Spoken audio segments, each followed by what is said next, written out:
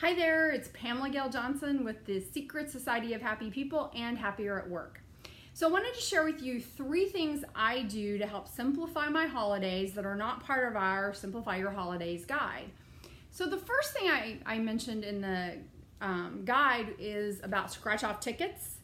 I put them in my holiday cards from people from Texas, so I'm almost at a point people expect them, but I also use them for hostess gifts.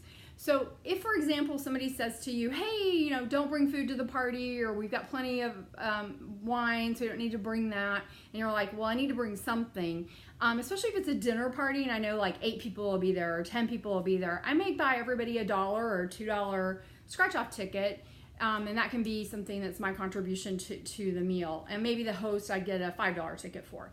But I try to get, it's just a little fun thing to walk into a party with. I also use them if I'm hosting a dinner party. Oftentimes I'll put them into the place setting so that when everybody sits down, they get their scratch-off ticket. And it's just kind of my way of saying, hey, I'm wishing you lots of wealth for the upcoming year. So that's just one of my little secrets. You do usually need to buy these early to get a little stash on hand.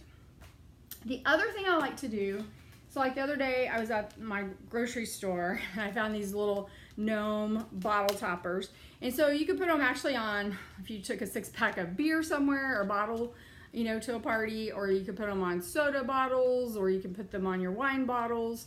You could use them if somebody brought you a gift and they like wine but you don't have a gift for them. You can easily put them in a little bag.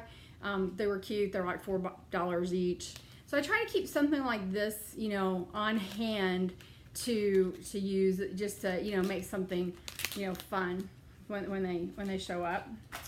And then the final thing I like to do, because sometimes if you have a bunch of people who don't know each other well, or even if they know each other well now, they may not know each other well from your childhood, because you may have friends now that weren't part of your growing up years.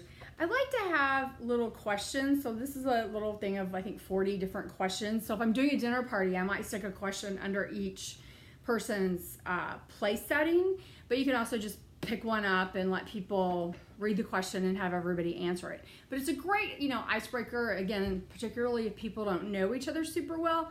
My only caveat is if you have somebody who didn't celebrate Christmas, which I had at one of my dinner parties a couple of years ago, as their culture, make sure that they know it's okay to not have an answer to a lot of the questions.